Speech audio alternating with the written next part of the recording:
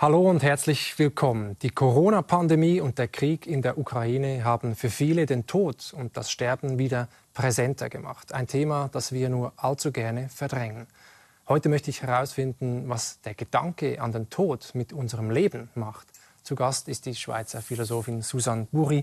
Sie ist Juniorprofessorin an der Universität Konstanz und beschäftigt sich seit vielen Jahren intensiv mit Fragen rund um unsere Sterblichkeit.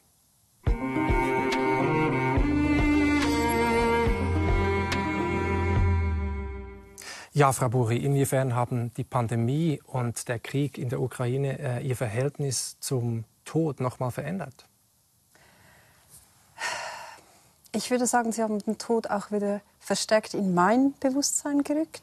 Und jetzt vielleicht nicht auf die offensichtliche Art und Weise, also wie man sich das denken könnte. Pandemie, ein Virus, ein unbekanntes Virus. Gerade zu Beginn dachte man, das könnte auch wirklich gefährlich sein. Und zum Krieg, die nukleare Eskalation ist eine echte Möglichkeit, vielleicht nicht so wahrscheinlich. Ich denke nicht, dass es für mich auf diese offensichtliche Art und Weise passiert ist, sondern auf eine etwas subtilere oder philosophischere Art und Weise. Und was ich damit meine, ist, dass sowohl mit der Pandemie als auch mit dem Ukraine-Krieg viele unserer Selbstverständlichkeiten eben keine Selbstverständlichkeiten mehr sind und wir auch realisieren mussten, dass unsere Kontrolle über Dinge sehr beschränkt ist. Also bei der Pandemie zum Beispiel die Selbstverständlichkeit, Freunde zu treffen oder ins Hallenbad zu gehen oder an eine kulturelle Veranstaltung zu besuchen. Plötzlich, das haben wir wirklich als selbstverständlich angeschaut und dann ist es weg. Sie haben mir auch erzählt, Ihr Vater ist Risikopatient und Sie durften ihn dann nicht mehr besuchen, längere Zeit und so? Ja, also, insbesondere auch, weil ich eine sehr kleine Tochter habe und da ist einfach die Möglichkeit, auf Distanz zu gehen, ist praktisch unmöglich. Und da muss man dann wirklich die harte Entscheidung treffen, den eigenen Vater und den Großvater meines Kindes, den Kontakt mehr oder weniger auf Telefon, Skype zu beschränken. Und das war schon wirklich seltsam. Eben einfach diese Selbstverständlichkeit war wie weg. Und diese Kontrolle auch, haben Sie gesagt, also unsere Verletzlichkeit wurde auch sichtbarer. Genau, Verletzlichkeit und Abhängigkeit. Also man denkt sich, wenn das eben selbstverständlich ist, auch, dass man alles im Griff hat oder dass man irgendwie sein eigenes Leben im Griff hat. Und ich glaube, Pandemie und auch der Ukraine-Krieg, man denke an Stromknappheit, die zeigen uns, dass wir eben abhängig, verletzlich, verwundbar sind und im Endeffekt wichtige Dinge, also was uns wirklich wichtig ist im Leben, Treffen mit Familien, Freunden und so, dass wir das eben auch nicht wirklich kontrollieren können. Und Sie sehen vielleicht schon, wie das mit der Sterblichkeit zusammenhängt, weil das Leben ist das, was wir oft als selbstverständlich jeden Tag wieder aufs Neue hinnehmen, oft auch die Gesundheit und die Realisation, dass das eben nicht selbstverständlich ist und dass auch die Kontrolle sehr beschränkt ist, das ist für mich die Art und Weise, wie Pandemie und Krieg uns die Sterblichkeit nochmals näher gebracht haben. Ja. Können Sie sich in Ihrer Biografie an einen Moment erinnern, wo der Tod zum ersten Mal zum Thema wurde? Wo Sie das bewusst verstanden haben, dass wir sterbliche Wesen sind? Dass jeder von uns irgendwann gehen muss? Ich glaube schon früh. Also beide meine Großväter sind jung gestorben, mit 70, da war ich vielleicht so 8 Jahre alt. Und da wurde ich wirklich sehr traurig, weil ich glaube, ich habe zutiefst verstanden, dieses Unwiderrufliche, also dass die nicht wiederkommen. Und natürlich habe ich das vielleicht auch verstanden, weil meine beiden Eltern dann so betroffen waren vom Tod. Aber ich glaube auch wirklich, dass ich das selbst verstanden habe. Und woran ich mich gut erinnern kann, schon damals, also mit 8 Jahren, hatte ich einfach ein unverkrampftes Verhältnis zum Tod oder vielleicht keine Berührungsängste. Also ich habe 2 Schwestern. Und als mein erster Großvater gestorben ist, haben meine Eltern gesagt, ihr könnt, wenn ihr das möchtet, noch die Leiche anschauen gehen. Die wird ja aufgebahrt, also zumindest in der katholischen Kirche. Und meine Schwestern wollten das nicht, die fanden das gruselig, seltsam. Also das wollten die sich. Und ich fand das das Natürlichste der Welt. Und für mich war dann auch klar, als ich den toten Körper sah, dass die Person nicht mehr da ist. Aber ich fand das schön, dass es den Körper noch gibt, dass es da noch etwas gibt, wo ich Abschied davon nehmen kann. Also ich hatte einfach nicht diese Berührungsängste, die viele Menschen haben. Ja, warum haben die viele Menschen? Also warum ist das so ein seltsames Gefühl mit Angst, vielleicht auch Ekel verbunden mit diesem Ungeheuerlichen, dass da ein Körper liegt, der nicht mehr lebt? das habe ich eben nie verstanden. Ich verstehe es auch heute noch nicht. Ich führe diese Gespräche eben mit Schwestern, mit Freunden und sehr viele haben dieses Gefühl. Einerseits der Tod von Geliebten ist für die nicht nur traurig, das ist er für mich auch, sondern eben dann noch unheimlich, ein bisschen gruselig, seltsam, etwas, wo man automatisch auf Distanz gehen will. Und auch der eigene Tod ist ja für viele etwas wirklich Schreckliches. Also es gibt Menschen, ich weiß nicht, ob sie dazugehören, die wirklich manchmal in der Nacht wach liegen, einfach weil sie sich gerade bewusst sind, dass sie irgendwann sterben werden, also dass sie nicht mehr da sein werden. Und das geht mit Herzklopfen oder wirklich mit Panik einher. Und für mich ist das unbegreiflich. Also ich habe das selbst nie erlebt und ich weiß nicht, weshalb für viele der Tod eben nicht dieses natürliche Ende des Lebens, sondern etwas Übernatürliches, Seltsames und Unheimliches ist. Wird uns das antrainiert? Weil wenn man mit vielen Kindern redet, ist das auch, haben die diesen unverkrampften Zugang noch zu toten Körpern auch, wie Sie das geschildert haben? Das ist gut möglich, dass es kulturell etwas ist, was die Gesellschaft vorlebt und was man dann so aufnimmt. Das kann sein, ja. Ich möchte mich dazu nicht zu steigern, weil ich weiß es einfach nicht. Ja. Ja, über den Tod weiß man ja viele Dinge nicht. Das ist eigentlich auch sehr redlich und sympathisch. Sie sind jetzt Juniorprofessorin, ich habe es schon gesagt, an der Uni Konstanz, beschäftigen sich mit vielen Themen, zum Krieg zum Beispiel. Was ist ein gerechter Krieg, mit ethischen Fragen, aber eben auch mit Sterblichkeit und Tod. Zurzeit aber haben Sie Elternzeit, also haben eine längere Auszeit genommen mit der Familie, aufgrund der Tatsache, dass Sie Mutter geworden sind. Und Sie haben mir auch gesagt, das ist wichtig angesichts der Tatsache, dass wir nur ein Leben haben. Also Stichwort Prioritäten setzen. Würden Sie sogar so weit gehen und sagen, dass der Gedanke an unseren Tod, an den eigenen Tod hilft, ein besseres Leben zu führen? Ja. Also das ist für mich eigentlich so die Botschaft, die ich mit mir rumtrage. Ich glaube, wir verdrängen den Tod, vielleicht eben wegen dieser seltsamen Angst, die viele Menschen verspüren, ob das nun angeboren oder antrainiert ist. Ich glaube, dass ein Bewusstsein, ein tägliches Bewusstsein, dass man sterblich ist, dass das Leben kurz ist, auch wenn es so lang ist, wie man halt in etwa hoffen darf, das ist immer noch sehr kurz. Ich glaube, dass dieses Bewusstsein helfen kann, dass man sein Leben authentisch lebt und reflektiert lebt. Also dass man sich überlegt, was will ich eigentlich? Ich habe diese 80 Jahre, wenn es gut geht, was will ich damit machen? Und vielleicht kennen Sie das Buch, war ursprünglich nur ein Blog von Bronnie Ware. Das ist eine australische Krankenpflegerin, die hat Menschen, die kurz vor dem Tod standen, auch bis zum Tod hin dann begleitet. Und das ist rein anekdotisch, also es ist keine empirische Wissenschaftlerin, die das jetzt irgendwie ausgewertet hat. Aber sie berichtet in einem Buch, auf Englisch heißt das The 5 Regrets of the Dying, also auf Deutsch könnte man sagen. 5 Dinge, die Sterbende am meisten bereuen, heißt, glaube ich, der Titel des Buches. Ja, okay. War ein Bestseller. Ist ein gutes, also ein interessantes Buch. Und sie erzählt dann, dass oft sagen Menschen auf dem Sterbebett, dass sie zu viel gearbeitet haben, zu wenig in Freundschaften investiert oder sich Zeit für Freunde genommen haben. Auch, dass sie zu sehr beeinflusst waren von den Meinungen anderer, statt sich zu überlegen, was für sie selbst stimmt. Und man kann natürlich sagen, naja, auf dem Sterbebett sagt sich sowas leicht, weil da kann man es ja nicht mehr ändern. Also man kann sagen, dem gebe ich jetzt nicht so viel Gewicht. Das ist eine Art und Weise, damit umzugehen. Aber ich glaube eben, dass diese Bedenken echt sind und wirklich darauf hinweisen, dass wir den Tod verdrängen. Er kommt überraschend, obwohl er eben das Selbstverständlichste der Welt ist. Und wenn wir nicht vom Tod überrascht werden, sondern ihn täglich oder beinahe täglich auch im Bewusstsein haben, dass wir dann unser Leben intensiver leben oder eben mehr so, wie wir das eigentlich möchten. Und dieses tägliche Bewusstsein, also dieses Memento Mori, könnte man sagen, bedenke, dass du sterblich bist. Wie kultivieren Sie das? Wie üben Sie das? Machen Sie das täglich, konkret? Oder passiert das mit Ihnen einfach? Bei mir passiert es einfach. Also ich bin jetzt nicht jemand, der zum Beispiel meditiert oder eine Kerze irgendwo aufgestellt hat und dann dran vorbeiläuft. Für mich ist wirklich beinahe alles, was ich mache, ich bin mir einfach bewusst, dass ich dabei auch sterben könnte. Also ich steige ins Auto und fahre nach Zürich ins Fernsehstudio. Und das ist ein bewusster Gedanke, den Sie dann haben? Ja. Und ich glaube, da bin ich eben sehr seltsam, oder das habe ich festgestellt, weil sehr viele meiner Kolleginnen und Kollegen sagen, ich denke eigentlich nie daran, dass ich sterbe, außer eben ein geliebter Mensch stirbt. Und das habe ich übrigens gehört, dass es deswegen unheimlich ist, wenn andere sterben, weil man dann, das ist einer der wenigen Momente, wo man auch selbst realisiert, dass man auch sterblich ist.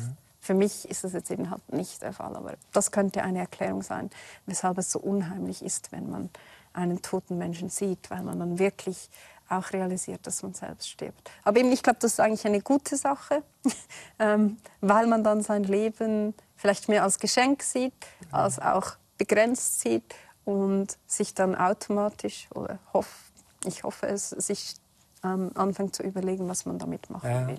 Aber vielleicht könnten Rituale helfen, also vielleicht, dass man irgendetwas hat, das einem hilft, daran zu denken, wenn man das nicht so automatisch tut wie ich.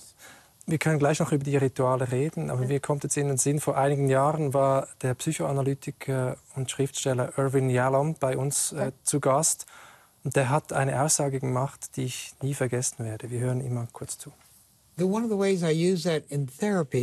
In meiner Therapie verwende ich eine Art Gleichung. Je mehr ungelebtes Leben in uns drin ist, desto größer ist der Horror vor dem Tod. Anders gesagt, je mehr wir bedauern, was wir nicht gelebt haben, desto mehr fürchten wir den Tod. Hat er recht mit seiner Gleichung? Es ist etwas selbstgefällig, wenn ich Ja sage, weil ich eben schon gesagt habe, dass ich den Tod weniger fürchte als andere. Aber ich würde dem schon ein wenig zustimmen. Wenn ich dagegen argumentieren würde, würde ich einfach sagen, wenn man ja genau das Leben lebt, das man leben will, dann hat man noch viel mehr zu verlieren. Weil wenn man jetzt zum Beispiel inauthentisch lebt oder für die Karriere lebt, täglich gestresst ist, sein Leben vielleicht auch gar nicht genießt, dann hat man ja auf eine Art und Weise weniger zu verlieren. Reales Leben, aber natürlich die mögliches Leben hat genau. man vieles zu verlieren, nämlich das eigene. Ja, genau. Und die unrealisierten Möglichkeiten, die man eigentlich hätte realisieren können. Ja. Also ich gebe ihm recht, aber man könnte versuchen, auch gegen ihn zu argumentieren. Aber ich glaube schon, dass sein Leben wirklich so leben, wie das für einen stimmt, die Angst vor dem Tod nehmen kann, weil man sich sagen kann, ich habe das Beste daraus gemacht und ich habe das geschätzt, was ich bekommen habe. Ja. Aber trotzdem, Sie haben diese Bronnie Ware zitiert, die Krankenpflegerin. Die meisten Menschen bereuen ziemlich ähnliche Dinge. Ja, das ist ziemlich Und vorhersehbar. warum schaffen wir das nicht, diese Perspektive? Wir wissen ja, dass unsere Freunde, unsere Eltern irgendwann sterben werden, dass wir selbst irgendwann sterben werden. Und warum muss immer etwas passieren, so ein Schock, damit ich mein Leben wieder ändere? Und dann setzt sich alles ins Verhältnis. Und ich lebe vielleicht ein paar Tage, ein paar Wochen ein bisschen anders, treffe andere Entscheidungen und dann komme ich wieder in dieses Unauthentische, könnte man vielleicht sagen. Und auch in diese Selbsttäuschung. Und man lebt so, als ob man eigentlich ewig hier ist. Schwierige Frage. Die Epikureer, die vor etwa 2500 Jahren über den Tod nachgedacht haben, haben dazu eine interessante Idee oder These. Also die berufen sich auf den berühmten Epikur. Ja. Genau, über den werden wir wahrscheinlich noch reden. Ja? Wahrscheinlich, ja. Und die sagen, dass wir eben inauthentisch leben, genau weil wir Angst vor dem Tod haben und diese Angst vor dem Tod uns nicht eingestehen. Also wir verdrängen den Tod und auch die Angst vor dem Tod und genau deswegen leben wir inauthentisch und haben dann diese vorhersehbaren Regrets auf dem Todesbett oder auf dem Sterbebett. Und was sie eigentlich sagen ist, wenn man Angst vor dem Tod hat und diese Angst verdrängt, dann macht das einen einerseits manipulierbar, also weil man hat dann etwas, wovor man Angst hat, gesteht sich das nicht ein und dann wird man manipulierbar, zum Beispiel durch falsche Religionen, also wo einem zum Beispiel etwas verkauft wird, dass man auf irgendeine Art und Weise ewig leben kann. Sagen Was heißt falsche Religion? Ich denke einfach auch so Wunderheiler oder Dinge, einfach wo einem versprochen wird, dass man damit den Tod hinausschieben kann oder eben auch gänzlich vermeiden kann. Aber gewisse Religionen behaupten ja auch, das Leben geht weiter nach dem Tod. es ist eine schwierige Stelle im Text von, ich glaube, es ist Lucrez, das ist ein Schüler von Epikur. Aber er sagt einfach falsche Religionen. Und was ich da herauslese, ist, dass es auch richtige Religionen gibt. Sonst könnte er ja sagen, man ist manipulierbar durch Religion, sagt aber durch falsche Religionen. Aber der wichtigste Punkt, oder worauf ich hinaus will, ist, die Epikureer sagen, wenn man den eigenen Tod leugnet, weil man sich vor dem Tod fürchtet, strebt man automatisch nach so etwas wie Unsterblichkeit im Sozialen. Und die sagen dann, man sucht Status durch die Akkumulation von materiellem Reichtum oder von Gütern. Man macht sich unsterblich, indem man einen Haufen von Sachen anhäuft, die dann unsterblich sind. Oder auch man sucht Macht über andere Menschen, sei das jetzt politisch oder auch in den eigenen Beziehungen. Also es geht immer um Status und die Idee ist, dass wir damit irgendwie Unsterblichkeit suchen, verdrängen den Tod, die Angst vor dem Tod. Und das ist unsere Art, damit umzugehen. Das ist eine super interessante These eigentlich. Und auch eine Gesellschaftskritik steckt ja da drin. Also unser Streben nach Ruhm, nach Erfolg, nach Status ist eigentlich ein Symptom dessen, dass wir die Angst vor dem Tod verdrängen. Genau. Und wenn wir dem Tod dann in die Augen schauen würden und die Epikureer sagen, uns sehen, dass es da nichts zu fürchten gibt, aber ich sage auch, wenn wir sehen, dass es etwas zu fürchten gibt, sollten wir gleichzeitig sehen, dass eben das Leben kurz ist und dass wir uns nicht diesem Statusstreben hingeben sollten. Es sei denn, das ist jetzt unser authentischer Wunsch. Kann ja sein, dass es Persönlichkeiten gibt, die sagen, ja, gerade weil ich sterblich bin, will ich so viel materiellen Reichtum wie möglich anhäufen. Aber ich denke, für die meisten von uns... Wie weiß man eigentlich, was ein authentischer Wunsch ist? Wie weiß man, was ein authentischer Wunsch ist? Ich würde sagen, es ist kein Mysterium. Einfach darüber nachdenken. Eben. Und ich glaube, viele von uns, wenn wir nachdenken, sagen, ich möchte weniger arbeiten, ich möchte mehr Zeit für Freunde, mehr Zeit für Familie, mehr Zeit, um Bücher zu lesen. Und ich bin jetzt kein Psychoanalytiker, ich sage nicht, dass man dann noch viel tiefer gehen muss. Es gibt natürlich Selbsttäuschung, wenn Sie von Verdrängung reden. Das ist natürlich schon die Gefahr, dass wir uns selbst einreden, dass wir andere Dinge wichtig finden. Ja, und eben die Epikureer würden sagen, wir reden uns ein, dass uns Status, sei es jetzt Reichtum oder Macht, wichtig ist, weil wir die Angst vor dem Tod verdrängen. Und eben mit verdrängten Ideen, das ist schwierig, wissenschaftlich wirklich nachzuprüfen. Aber ich finde es zumindest eine sehr interessante Idee, die man durchaus ernst nehmen darf. Auch was die heutige Gesellschaft angeht. Sie hatten davor das Stichwort Rituale erwähnt, als wir darüber gesprochen haben, wie können wir diese Perspektive auf uns als sterbliche Wesen aufrechterhalten. Und es gibt ja ganz konkrete Vorschläge. Also gewisse Menschen empfehlen sogar, dass man sich lebend in einen leeren Sarg legt, da reinsteigt und quasi körperlich diese Erfahrung der eigenen Sterblichkeit macht. So zum Beispiel die Trauerrednerin Christiane Gräber. Wir hören ihr mal kurz zu. Zum Beispiel kann man in einem Sarg Probe liegen. Aber das darfst du ohne Maske. Ja. Du kannst nicht im Sarg liegen und musst auch noch Corona-safe sein. Ja. Das wäre echt übertrieben. Das stimmt. In diesem Rahmen bietet Christiane Gräber Gespräche an, auf das man sich dem eigenen Tod annähern kann. Ist okay? Und ich mache jetzt noch diese kleine Gesichtsklappe zu. Ja? Christiane Gräber stellt am Sarg Fragen zum Leben. Was ist Ihnen wichtig? Worüber lachen Sie? Was soll man Ihnen nachrufen? Die 60-Jährige kennt sich mit dem Thema Sterben aus. Die ehemalige Schulleiterin schreibt beruflich Abschiedsreden für Beerdigungen. Seitdem ich diesen Beruf mache, ist das Leben viel wichtiger. Also das Leben ist so, es ist mir so deutlich, immer häufiger, es ist endlich. Also muss man es doch nehmen. Zurück zum Sarg. Die mutige Probeliegerin ließ sich von anfänglichen Bedenken nicht abschrecken. Ja, Frau Borin, wäre das was für Sie? Was halten Sie von so konkreten Übungen wie dieser? Ich finde es spannend. Also ich würde es ausprobieren. Und hat natürlich auch etwas... Also ich musste auch lächeln oder lachen, als ich das gesehen habe. Aber ich glaube schon, also alles, was uns den Tod näher bringt, glaube ich, ist eine gute Übung. Also ich würde mich dem... Und auch was die Person gesagt hat, die das organisiert, da kann ich voll dahinter stehen. Eben, dass man sich den Tod ins Gedächtnis ruft, um das Leben wirklich zu schätzen und die Endlichkeit klar vor Augen zu haben. Also, ja.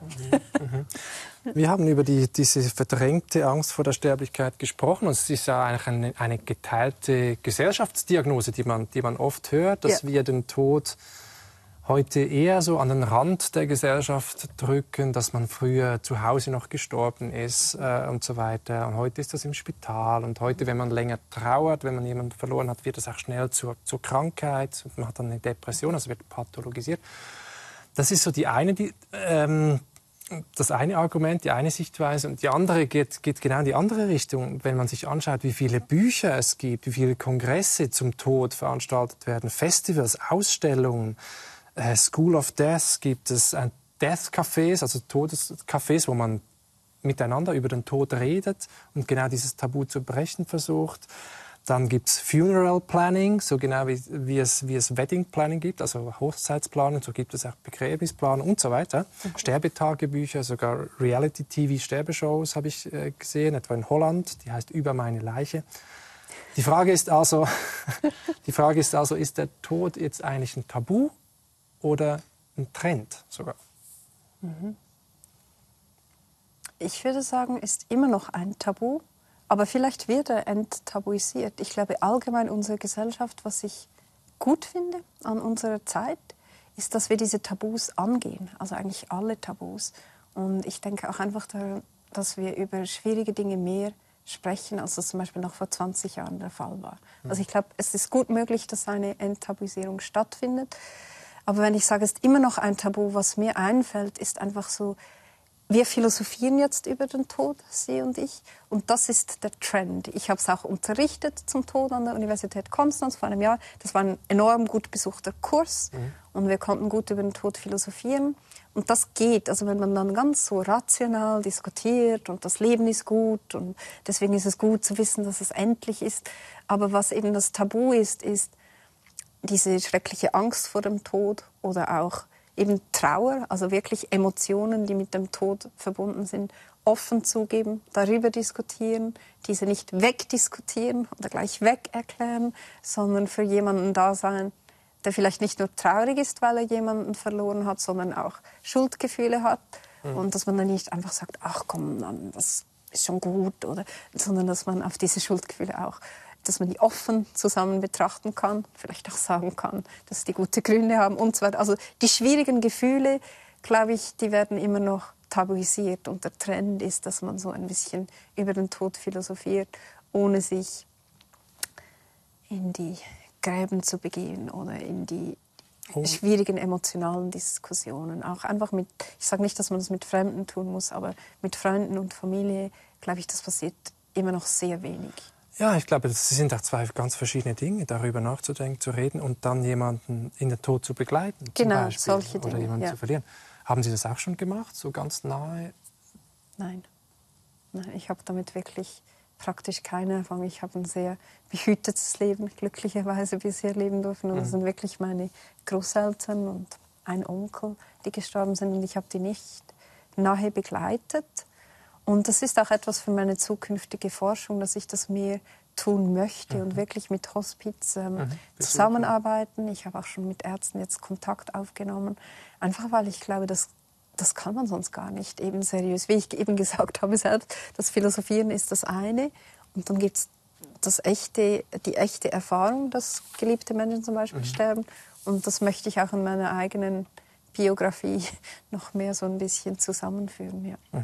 Haben Sie denn persönlich Angst vor dem Tod? Nein. Und ich habe kurz gezögert, weil da hatte ich so ein Aha-Erlebnis. Soll ich das erzählen? Ich habe auch noch Aha-Erlebnisse sind immer gut.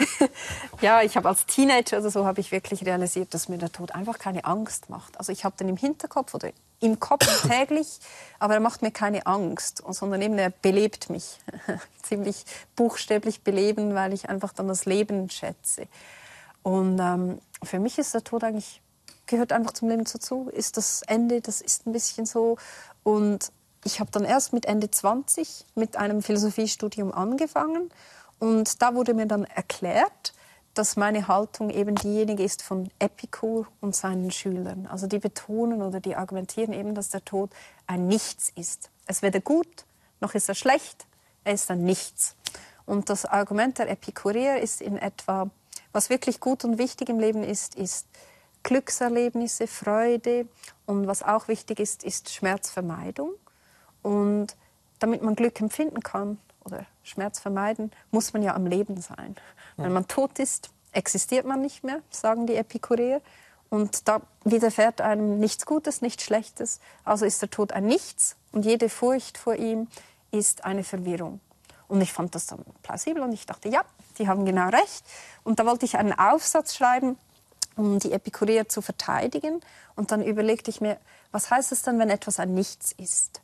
Und das heißt, dass man es weder sucht, noch dass man es meidet. Ein Nichts ist einfach etwas, wo man keine Haltung dazu einnimmt. Und da dachte ich mir dann, das ist das Aha-Erlebnis. Aber ich meide den Tod täglich. Also ich laufe nicht einfach auf die Straße raus. Ich schaue nach links, ich schaue nach rechts. Glück, ja. Autobahn, ich fahre nicht einfach in die Leitplanke. Und man kann ja sagen, ach, du bist eine Epikureerin, weil du willst Schmerz vermeiden. Und natürlich spielt das auch eine Rolle, aber wenn ich einfach überlege, weshalb mache ich das? Ich will auch den Tod vermeiden. Ich würde mich impfen lassen. Wenn ich jetzt eine Krebsdiagnose erhalte, würde ich sicher mit einer Chemotherapie beginnen, wenn mir das als angeraten würde, weil man damit hoffentlich mein Leben verlängern kann. Also ich will den Tod vermeiden. Und da dachte ich mir dann noch, irgendwas stimmt da nicht. Also ich habe vielleicht keine Angst, aber der Tod ist nicht ein Nichts für mich. Ja, aber die Epikureer würden das wahrscheinlich nicht bestreiten, dass man sich jetzt Mühe gibt, dass man nicht irgendwie von einem Auto umgefahren wird, die es damals noch nicht gab. Aber die Idee ist doch eher, wenn wir tot sind, dann bekommen wir nichts davon mit. Also wenn der Tod da ist, bin ich nicht mehr da. Ich erlebe den Tod nicht. Das Todsein ist kein Zustand mit irgendwelchen Qualitäten. Aber davor können wir trotzdem Angst davor haben, dass wir dann... Also Angst, das betonen Sie, nein, Angst sollte man nicht haben. Aber vermeiden, das ist tatsächlich so, dass die das da wahrscheinlich hätten dahinter stehen können. Aber mein Fazit wäre eben, dann ist es schon ein bisschen missverständlich, den Tod als ein Nichts zu bezeichnen. Ja, also wenn man tot ist, wenn wir dann tatsächlich aufhören zu existieren, dann ist er in dem Sinne natürlich ein Nichts. Aber wenn es etwas ist, was man als lebende Person durchaus Grund hat zu vermeiden oder auch zu suchen, ich denke hier zum Beispiel an jemanden, der unerträgliche Schmerzen leidet und es ist klar oder höchstwahrscheinlich, dass das nicht behandelt werden kann. Da kann man den Tod auch suchen. Also wenn er etwas ist, was man aus guten Gründen suchen kann und aus guten Gründen vermeiden kann, dann ist es schon etwas missverständlich, den Tod als ein Nichts zu bezeichnen. Und es gibt natürlich noch den Sterbeprozess selbst, der kann einem schon Angst machen. Da erlebt man vielleicht Angst, Schmerz. Ja. Der macht Ihnen Angst? Ja. Was macht Ihnen da Angst? Die Schmerzen und dass man vielleicht dann, also die Angst ist ein bisschen hypothetisch, dass man wirklich Angst kriegt vor dem Unbekannten. Weil, ich habe das jetzt so ein bisschen angetönt, die Epikureer nehmen einfach an, ohne Argument, dass der Tod das Ende unserer Existenz ist. Und die meisten zeitgenössischen Philosophen folgen den Epikureern. Die nehmen auch einfach an, der Tod ist das Ende. Und das scheint mir, das verfälscht das Phänomen, gerade auch das Phänomen des Sterbens. Und ich kann mir vorstellen, dass nicht nur die Schmerzen schwierig sind, sondern auch wirklich dieses ganz große Unbekannte. Und etwas Unbekanntes darf man natürlich immer fürchten, weil man ja nicht weiß, was es ist. Also gibt es einen blinden Fleck der Philosophinnen und Philosophen, nämlich über dieses Geheimnis, über dieses Rätseltod auch nachzudenken, wie wir mit dieser Ungewissheit umgehen. Ja, ich finde die Philosophen hier ein bisschen arrogant, weil eben da wird oft belächelt, wenn jemand an ein vielleicht auch ziemlich spezifisches Leben nach dem Tod glaubt, mit der Idee, dass es ja keine guten Gründe gibt, anzunehmen, dass dieses Leben nach dem Tod so existiert. Aber gleichzeitig, finde ich, begehen sie einen sehr ähnlichen Fehler, indem sie einfach annehmen, dass der Tod klar das Ende unserer Existenz ist. Und sicher das Ende unserer physischen Existenz oder unserer Existenz, so wie sie kennen. Aber ich würde einfach sagen, die einzige vernünftige Haltung ist so etwas wie, es ist ein Unbekanntes, wir wissen nicht, was es ist. Wir haben vielleicht wenig Gründe anzunehmen, dass unsere Existenz in etwa so weitergeht, wie sie zuvor war. Das scheint unwahrscheinlich. Aber eben, ich glaube, das Einzige, was man vernünftigerweise annehmen kann, ist es, dass es ein großes Unbekanntes ist. Und dann ist Angst berechtigt, aber auch Hoffnung und so etwas wie Demut und Ehrfurcht. Und sowas findet man bei den zeitgenössischen Philosophen kaum oder nicht. Das ist erstaunlich, weil es gibt ja eigentlich die ganze Bandbreite von Positionen. Sie haben den Epikur schon erwähnt, der sagt, der Tod ist weder gut noch schlecht, nichts. Aber es gibt ja auch Philosophinnen und Philosophen, die sagen, der Tod ist etwas Schlechtes. Und auch solche, die sagen, er ist etwas Gutes, weil ein unendlich langes Leben wäre irgendwie auch nicht wirklich erstrebenswert. Vielleicht können Sie mal zu diesen zwei Positionen noch ein bisschen was dazu sagen. Was ist denn das Hauptargument dafür, dass der Tod etwas Schlechtes ist? Das Hauptargument, es gibt eigentlich zwei, ich weiß nicht, wie philosophisch wir werden.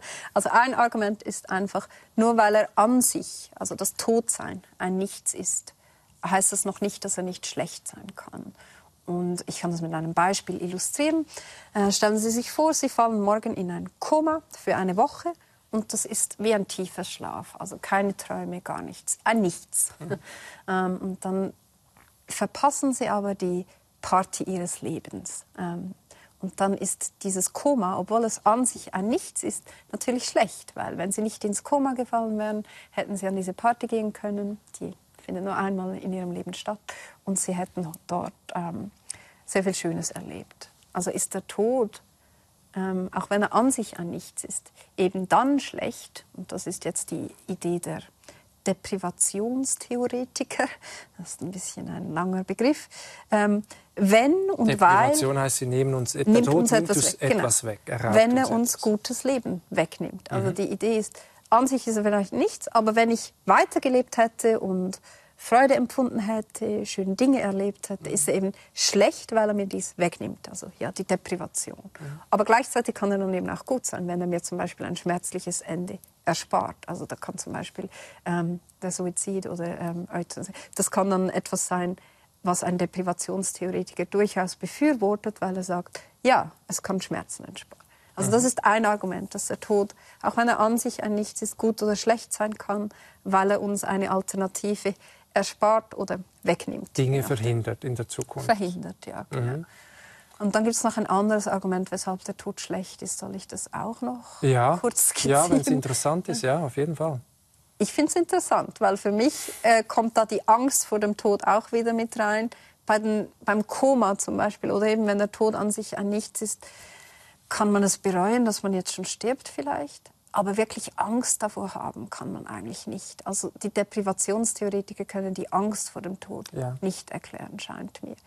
Aber es gibt Theoretiker wie Bernard Williams oder auch die Schülerin von Bernard Williams, Martha Nussbaum, die argumentieren, dass es eben zu kurz greift, wenn man den Menschen nur als einen Empfänger oder eine Empfängerin von guten und schlechten Erlebnissen sieht. Also wir wollen nicht nur Freude empfinden und Schmerz vermeiden, das ist zu tierisch, könnte man sagen, sondern wir sind auch Agenten, wir sind zukunftsorientiert. Wir haben Pläne, Projekte, Ideen, was wir mit unserem Leben machen wollen, und die sind in die Zukunft gerichtet. Also das typische philosophische Beispiel ist immer, ich bin vielleicht dran, ein Buch zu schreiben, und dieses Buch will ich fertig schreiben. Ja. Und dann ist der Tod etwas, das mir in die Quere kommen kann, weil der Tod verhindern kann, dass ich meine Projekte zu dem Ende bringe, zu dem ich sie eben bringen will.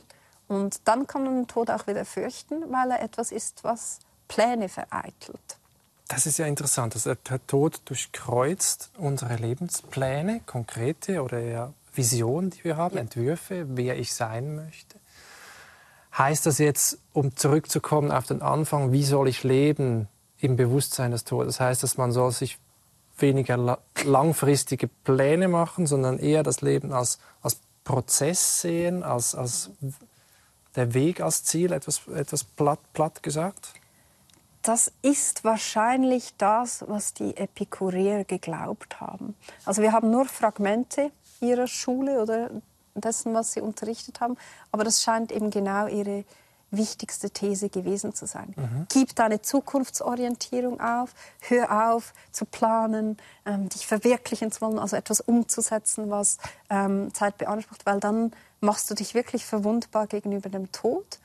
Und was die Epikureer gesagt haben, ist so etwas wie mehr im Moment leben, auch zum Beispiel nicht Kinder haben, also sich wirklich so ein bisschen auf ein Mönchsdasein beschränken.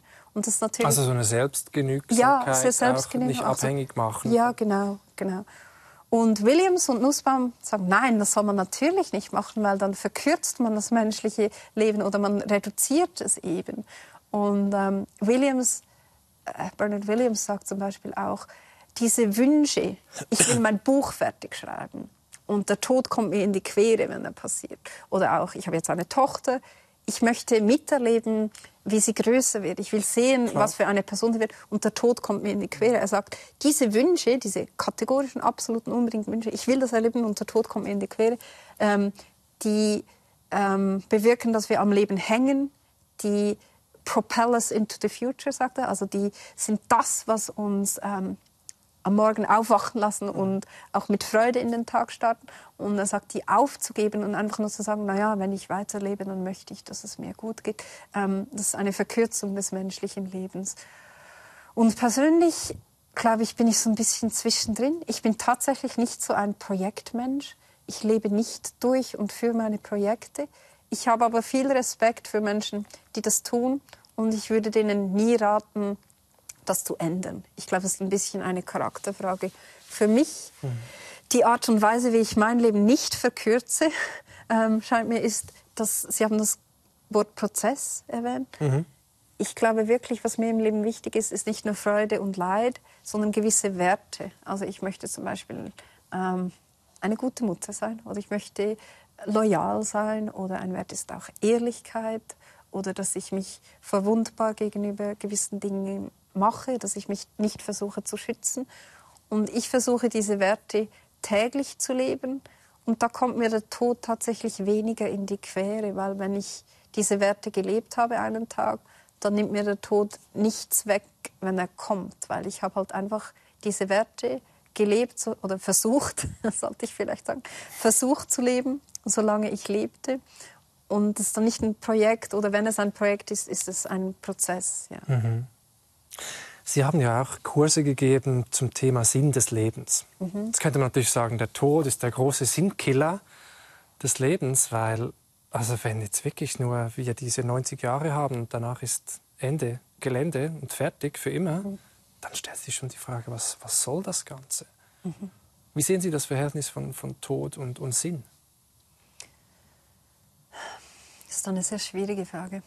Also die Standardtheorie, was dem Leben Sinn gibt in der Philosophie heute, ist für mich die Susan Wolf entwickelt hat. Und sie sagt, Sinn entsteht, wenn wir uns mit Hingabe wertvollen Projekten widmen. Hier haben wir wieder die Projekte. Mit wertvollen Projekten widmen, ja. Mit Hingabe, also sie sagt auch aus Gründen der Liebe. Also man muss mit Leidenschaft dabei sein, das muss einem emotional wichtig sein.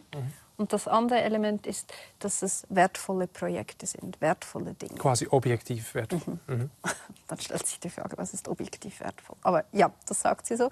Und da haben wir die Projekte und dann ist sie so in der Ecke Williams, Nussbaum, weil sie sagt, eben mit Hingabe, also emotional involviert sein in Projekte. Und dann ist der Tod tatsächlich eine Bedrohung für Sinn, weil Sinn entsteht, wenn wir durch unser Leben diese Werte durch die Projekte schaffen. Also wenn ich derjenige bin oder diejenige bin, die ein Medikament gegen Lungenkrebs findet oder was auch immer. Und der Tod ist dann wirklich diese Bedrohung. Aber ich sehe den Sinn des Lebens vielleicht persönlich etwas anders. Und ich denke eben, wenn man den mehr darin sieht, dass man einfach versucht, während man da ist, ein guter Mensch zu sein, die Werte, die einem wichtig sind, zu leben. Ich sehe nicht, wie das entwertet wird, nur weil man nicht ewig lebt. Also es muss etwas ja nicht ewig bestehen, damit es Wert hat. Für mich ist das dann so ein bisschen ein Rätsel. Also interessant. Aber man hinterlässt dann keine Spur, könnte man sagen.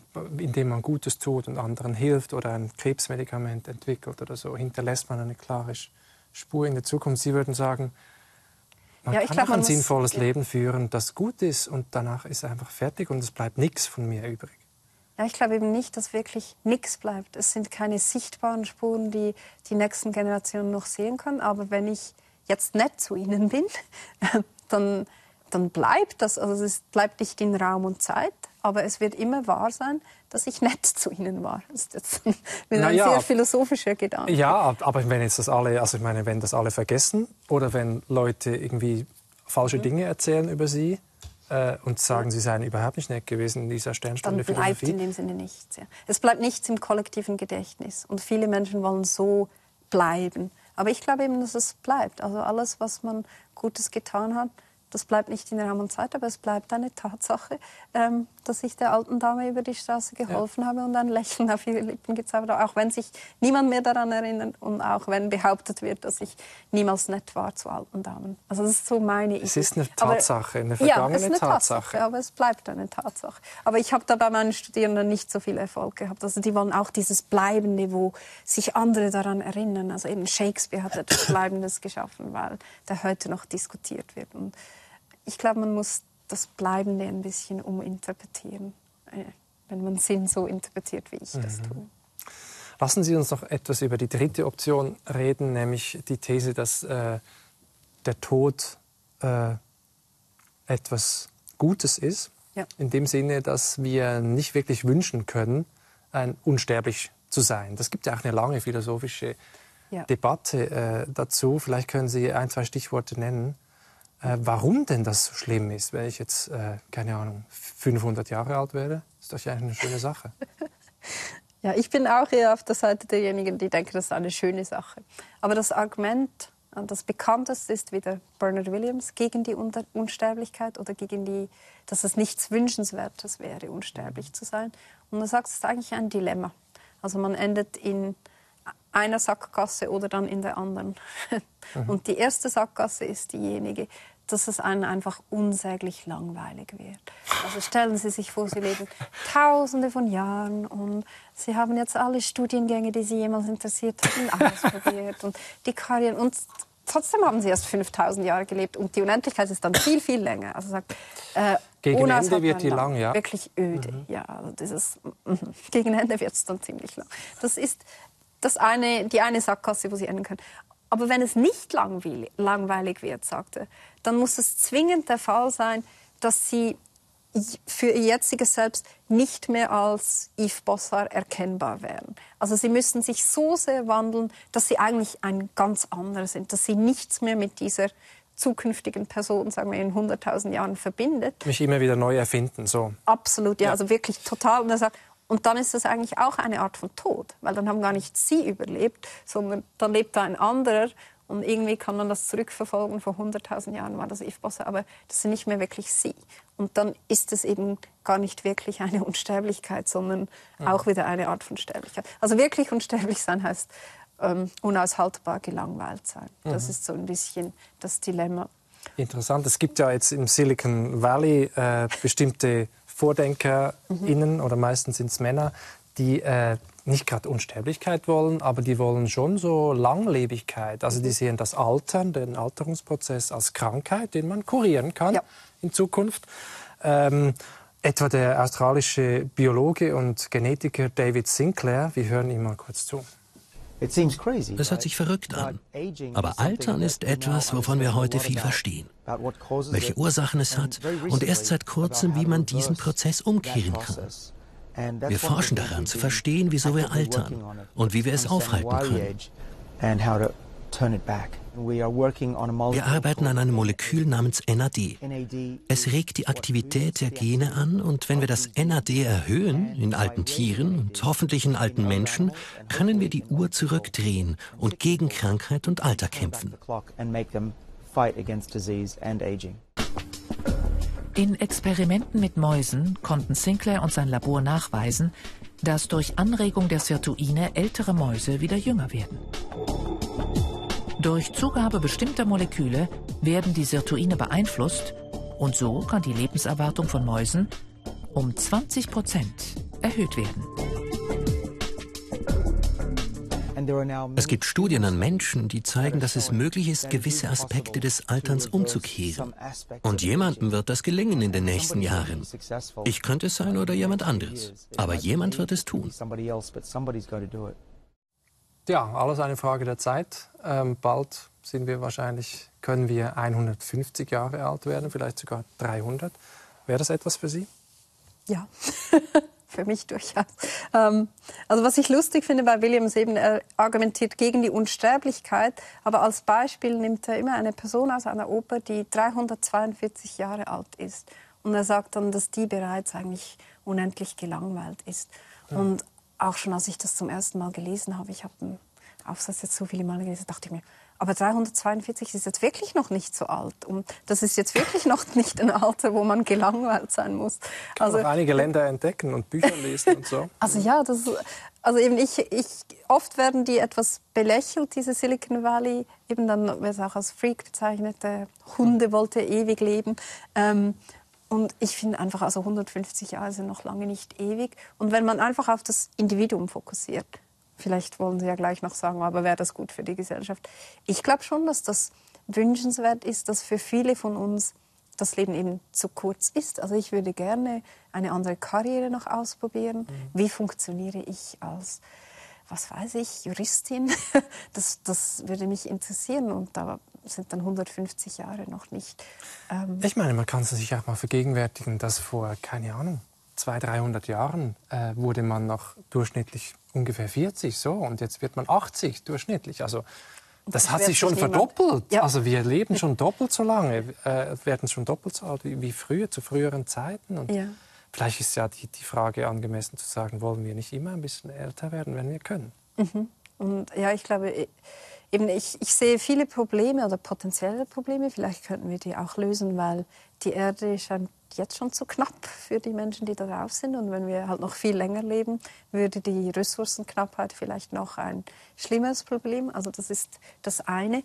Aber einfach, wir müssten unseren Lebensstil, vor allem die westlichen Nationen, müssten den ziemlich verändern, sagen wir es mal so. Ja. Was ich zumindest theoretisch eben auch denke, sollte möglich sein, ohne dass wir Lebensqualität einbußen. Jetzt komme ich zurück zu Bron Iver und den Epikureern, die sagen, wir häufen da unnötig materiellen Reichtum an. Also ich denke, wir könnten sogar an Lebensqualität gewinnen, wenn wir ärmer wären an materiellem Zeugs und reicher an Zeit. Also theoretisch wäre das ein lösbares Problem. Ob es praktisch lösbar ist, weiß ich nicht. Also aber der Verzicht als Bereicherung. Ja, Verzicht auf, was weiß ich, 140 Quadratmeter Wohnfläche pro Person. Ja. Ja. Also Verzicht auf, für mich ganz klar, Luxus. Ja. Mhm. Aber wenn Sie es Verzicht nennen. Aber was würde das für unsere Gesellschaft heißen? Angenommen, wir würden jetzt alle Pille schlucken können, dann wären wir 150. Mhm. Ist schwierig vorauszusehen. Ich habe momentan so das Gefühl, ich bin jetzt 40, dass ich langsam ein wenig das Leben verstehe und langsam auch ein bisschen von meinem, ich glaube, natürlichen Egoismus wegkommen kann. Und vielleicht wäre es ja gut. Vielleicht, ich habe so ein bisschen das Gefühl, vielleicht müssen wir momentan dauernd noch das Rad neu erfinden. Gewisse Dinge kann man nur durch Erfahrung lernen. Also können wir sie nicht einfach unseren Kindern erzählen. Die müssen das selbst auch wieder erleben. Mhm. Und vielleicht bestünde da ganz viel Potenzial, weil man eben tatsächlich durch Erfahrung lernen könnte.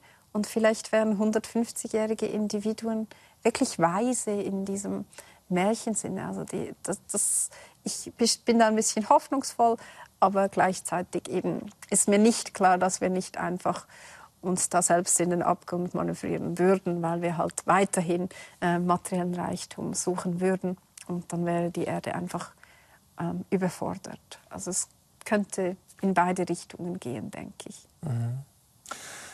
Lassen Sie uns noch ein bisschen über dieses Rätsel reden, über das wir vorher gesprochen haben, also über diese Ungewissheit, die da herrscht, was denn im Tod, im Sterben genau passiert und vor allem, was danach kommt. Sie selbst glauben Sie an ein Leben nach dem Tod? Ich bin eben agnostisch. Ich beschäftige mich kaum damit im Alltag, aber ich glaube eigentlich, dass man es wirklich nicht wissen kann. Mhm. Und rein emotional ist es für mich ein Unbekanntes. Also rational ist es ein Fragezeichen und emotional das Unbekannte, was dann je nach Lust und Laune Anlass zu Hoffnung gibt, aber auch zu einer gewissen Furcht. Ja. Mhm, mh. Also ich weiß es einfach nicht. Also vielen Menschen gibt ja das Hoffnung. Ich glaube, die eigene Haltung, Einstellung zum Tod hängt sehr viel auch vom Glauben ab. Also wenn jemand wirklich glaubt, dass danach das Paradies wartet oder ein ähnlicher Zustand und man seine besten Freunde wieder sieht und es einem gut geht und so weiter und man nicht ganz weg ist, dann ist doch das eine völlig andere Geschichte. Ja, und was ich sagen möchte, eben gegen die zeitgenössischen Philosophen, auch wenn ich selbst auch eine bin, ist, dass man glauben darf. Also es spricht nichts dagegen, glauben zu dürfen. Man muss es dann halt einen Glauben nennen. Ich sehe nichts, was dagegen spricht. Obwohl es keine Indizien, also es gibt ja keine Beweise oder sowas, dass es jetzt ein Leben nach dem Tod gibt. Es gibt natürlich Leute, die behaupten, sie seien tot gewesen, kommen zurück, diese Nahtoderfahrung. Aber es gibt ja nicht wirklich so aus wissenschaftlicher Sicht. Ja, deswegen kann man es nicht wissen. Aber das ist ja der Unterschied zwischen Wissen und Glaube, dass der Glaube so etwas wie ein Sprung ist, wo man glaubt, obwohl man nicht wissen kann. Also wo es eine Art von Vertrauen auch ist. Und ich glaube... Darf man alles glauben? Sie würden sagen, ja. Ist es nicht irgendwie auch unredlich zu sagen, ich habe keine guten Gründe, es spricht eigentlich nicht wirklich viel dafür, trotzdem? Nein, ich glaube, wenn man es eben nicht als Wissen empfindet, sondern als Glaube, dann ist gerade dieser Sprung, es braucht eben keine Begründung, der Glaube. Das ist das Spezielle am Glauben. Nein, ich würde das nicht als unredlich bezeichnen. Und eben, also das macht mich ein bisschen speziell. Also wenn Sie da mit einem anderen Philosophen darüber sprechen würden, die würden das vielleicht anders sehen. Aber ich glaube eben, es ist auch wichtig im Leben, eine gewisse Demut auch zu kultivieren und sich einzugestehen, dass die Wissenschaft uns viel Kontrolle gebracht hat, aber dass sie überhaupt nicht alle Fragen angehen oder klären kann. Und das ist im Kleinen, wie jetzt die These der Epikureer, dass wir materiellen Reichtum anhäufen, weil wir Angst vor dem Tod haben, die wir verdrängen. Das kann man schon nicht wissenschaftlich anschauen. Es gibt so viele Fragen, die lassen sich mit der Wissenschaft nicht klären. Und diese Demut finde ich wichtig und schön, weil eben das macht den Raum für den Glauben und auch für die Hoffnung.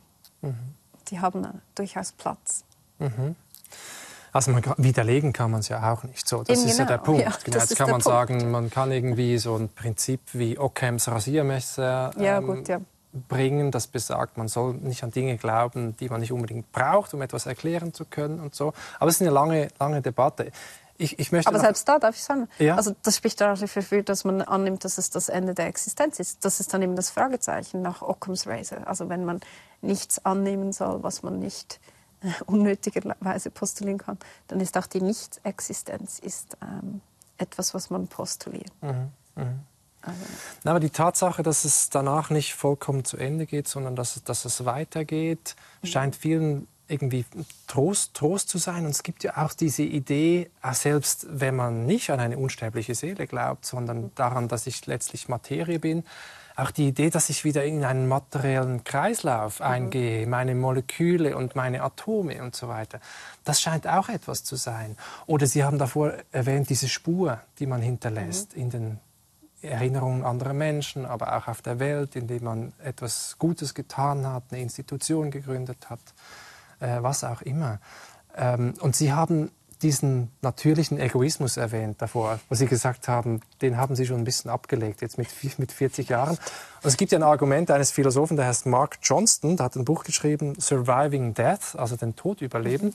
Und er sagt was ziemlich Ähnliches, nämlich er behauptet, wenn wir das Ego loslassen und unser Ich erweitern auf Projekte, auf Mitmenschen und so weiter, dann können wir weiterleben, auch wenn wir nicht an eine unsterbliche Seele glauben. Dann kann mein Ich weiterleben, weil mein Ich viel mehr ist als derjenige, der Mensch, der jetzt hier sitzt. Dieses Selbst, genau. Was halten Sie denn von diesem Grundgedanken? Finde ich enorm spannend. Und also er macht daraus auch kein Geheimnis. Das erinnert natürlich stark auch an buddhistische Ideen.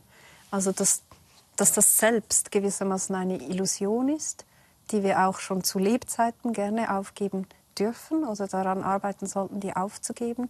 Und das macht uns dann zu, was er wirklich gute Menschen nennt. Also wo man eben nicht mehr die eigenen Interessen und Bedürfnisse als wichtiger ansieht, auch nicht emotional, als die Interessen und Bedürfnisse anderer, sondern sich mit den Interessen und Bedürfnissen eigentlich der ganzen Menschheit oder aller Lebewesen, die eben Interessen und Bedürfnisse haben, gleich identifiziert. Und das ist dann die Unsterblichkeit, weil das Selbst geht dann durch den Tod vielleicht verloren. Aber wenn man nicht dieses Selbst ist, sondern sich gleich mit den Bedürfnissen und Interessen aller identifiziert, ist man damit auch unsterblich. Ich finde das spannend, aber für mich persönlich glaube ich, dass ich mein Selbst nie ganz aufgeben möchte.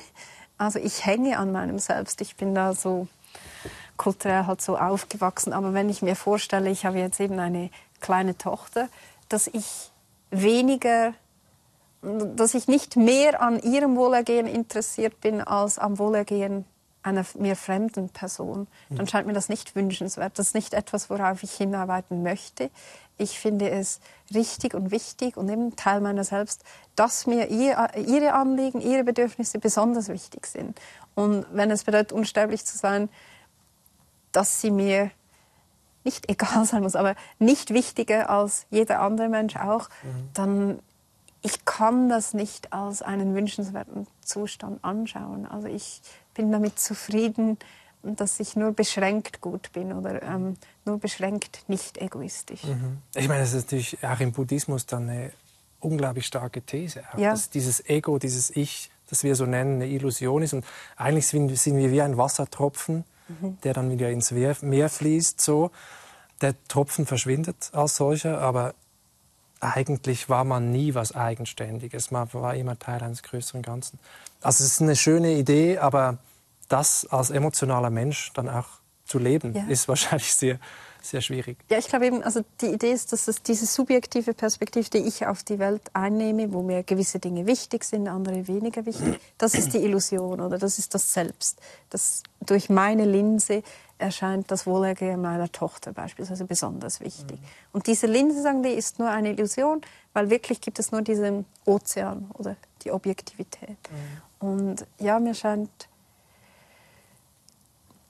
die haben vielleicht sogar recht oder können gut recht haben, aber es ist für mich dennoch bedauernswert und traurig, wenn mein Selbst dann stirbt. Also diese Perspektive auf die Welt, wo meine Tochter besonders wichtig ist. Also, und ob das jetzt schon stirbt, weil ich das jetzt schon transzendiere, solange ich noch lebe, ich würde das ein wenig betrauern, ja, dieses Selbst aufzugeben.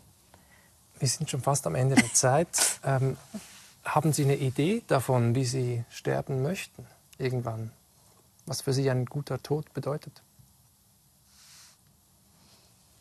Also ich habe 2 Ideen dazu. Die erste ist...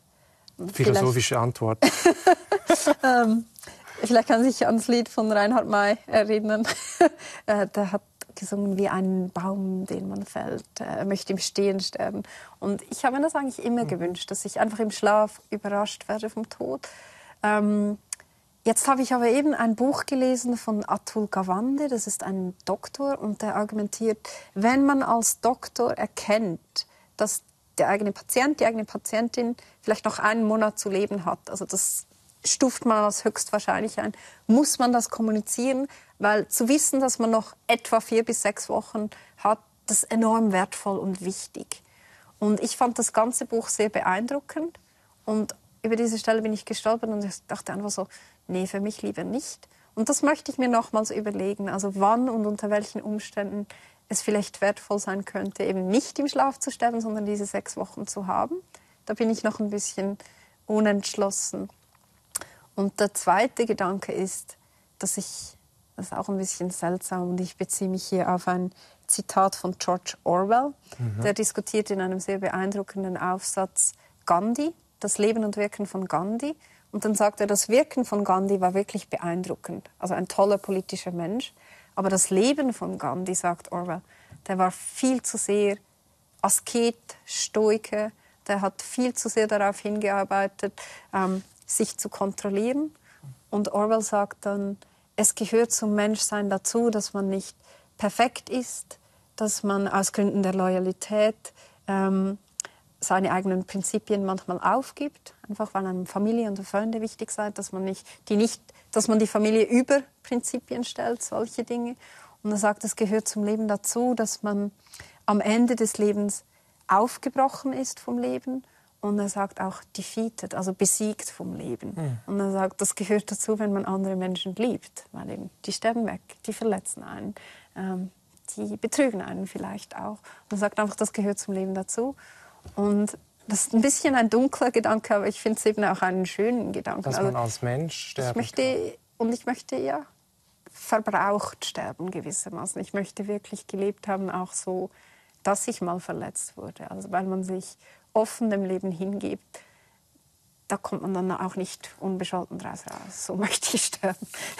Das nehme ich als Schlusswort, das zu denken gibt. Frau Buri, ganz herzlichen Dank für dieses Gespräch.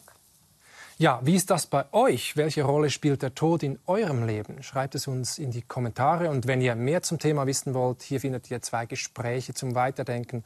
Abonnieren könnt ihr uns hier. Danke fürs Weiterempfehlen und auf bald.